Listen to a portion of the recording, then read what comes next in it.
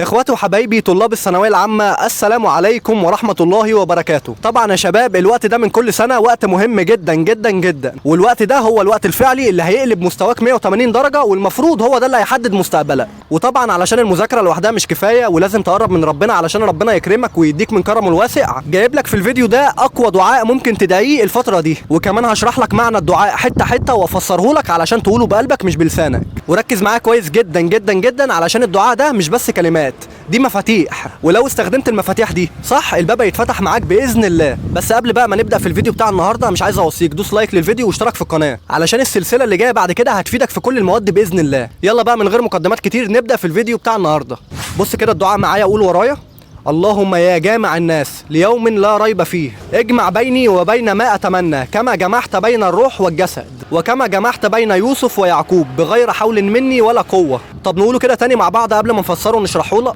اللهم يا جامع الناس ليوم لا ريب فيه، اجمع بيني وبين ما أتمنى كما جمعت بين الروح والجسد، وكما جمعت بين يوسف ويعقوب بغير حول مني ولا قوة. بص كده بقى شرح معايا وركز في كل كلمة. بتبدأ تقول الأول اللهم يا جامع الناس ليوم لا ريب فيه، فأنت هنا بتبدأ باسم من أسماء ربنا الجامع، يعني اللي بيجمع كل شيء، حتى يوم القيامة هيجمع الخلق كله. فأنت بتقول يا رب اللي هتجمع كل الخلق يوم القيامة، اجمع بيني وبين ما أتمنى، اجمعني في فرحتي، اجمعني بالمجموع اللي في بالي، اجمعني بحلم كليتي. والحتة اللي جاية اجمع بيني وبين ما أتمنى، وهنا بقى انت بتطلب من ربنا ان هو يحقق لك الحلم اللي في قلبك اللي انت بتتمناه. طبعا كل واحد منكم دلوقتي عنده امنيه، سواء بقى كليه او ترتيب او دعوه لحد بيحبه او اثبات لنفسه او حتى رضا لاهله. والجزء بقى اللي جاي كما جمعت بين الروح والجسد، ودي من اقوى تشبيهات الدعاء. فانت بتقول لربنا يا رب زي ما الروح ما ينفعش تعيش من غير جسد، انا مش هعرف اعيش مرتاح لو ما حققتش الحلم بتاعي. فانت بتقول لربنا يا رب ده حلمي الحقيقي،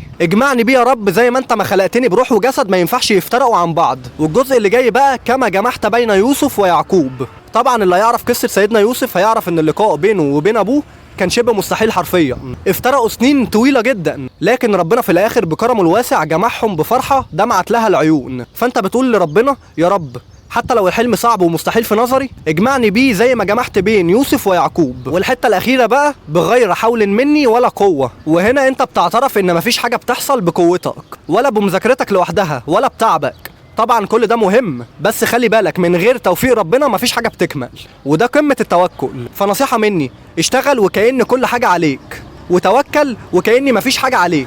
اقولها لك تاني كده، بص اشتغل وكأن كل حاجه عليك، وتوكل على ربنا وكأن مفيش اي حاجه عليك، سيبها على ربنا. وخلي بالك الدعاء ده ما ينفعش يتقال وانت سرحان، ولا وانت بتتفرج على فيديوهات تاني، ولا وانت زهقان. الدعاء ده يتقال وانت واقف قدام ربنا بجد، تتوضى بقى وتاخد ركن هادي في اوضتك وتصلي ركعتين لله، وبعد ما تعمل كده تقف قدام ربنا وتقول الدعاء ده وكأنه اخر فرصة في حياتك. وخلي عندك يقين ان انت لو دعيت باخلاص واشتغلت بيقين فالخير كده كده جايلك جايلك. وعلى فكرة ساعات الدعاء بيتحقق، المعجزات مش في النتيجة بس، دي كمان في الهدوء اللي انت بتحس بيه، في السكينة اللي بتنزل على قلبك، في الطمأنينة اللي بتديك قوة تكسر بيها اي خوف. فانت لازم تقول الدعاء ده كل يوم وتقول لنفسك انا مش لوحدي واكيد ربنا هيكرمني. وبكده بقى نكون وصلنا لنهاية الفيديو بتاع النهاردة، وبأكد عليك تاني اتأكد ان انت مشترك في القناة. سلمتم يا شباب، دمتم في امان الله سالمين امنين، والسلام عليكم ورحمة الله وبركاته.